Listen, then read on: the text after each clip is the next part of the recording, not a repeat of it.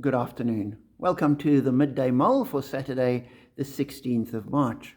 With McShane, we're working our way through Paul's letter to the Galatians, reading chapter 2 today. And in it, Paul discusses his presentation of the gospel to the apostles who approved it. And then there was a discussion about whether Gentiles needed to be circumcised. And we know from Acts that the church agreed that was not the case. You didn't have to be Jewish and keep the Jewish law in order to be Christian. And so Paul could take that message back to the churches. And then in verse 11 he says, when Cephas came to Antioch, I opposed him to his face because he stood condemned. For before certain men came from James, he used to eat with the Gentiles. But when they arrived, he began to draw back and separate himself from the Gentiles because he was afraid of those who belonged to the circumcision group. The other Jews joined him in his hypocrisy, so that by their hypocrisy even Barnabas was led astray. When I saw that they were not acting in line with the truth of the gospel, I said to Cephas in front of them, you are a Jew, yet you live like a Gentile and not like a Jew. How is it then that you force Gentiles to follow Jewish customs? And he opposes Peter, and the gospel is protected. And as I read that, I thought, here is Peter, the apostle. Peter, this rock upon whom the church will be built.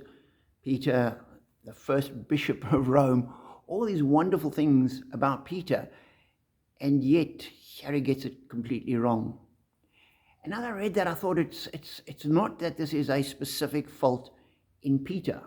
This is because Peter is entirely human, that he's not some special superhuman individual. He's human like the rest of us.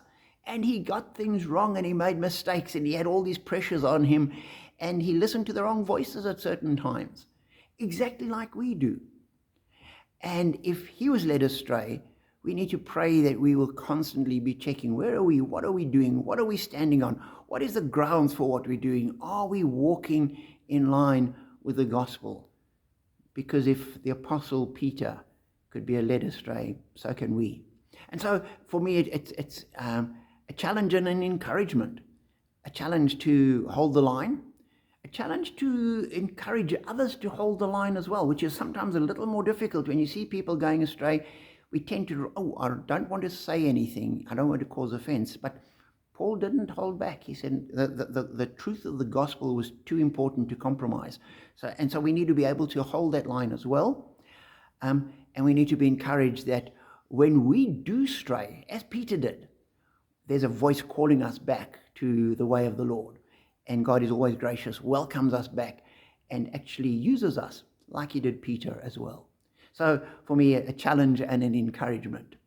I hope that you're challenged and encouraged as well. And as we walk with the Lord, we are blessed.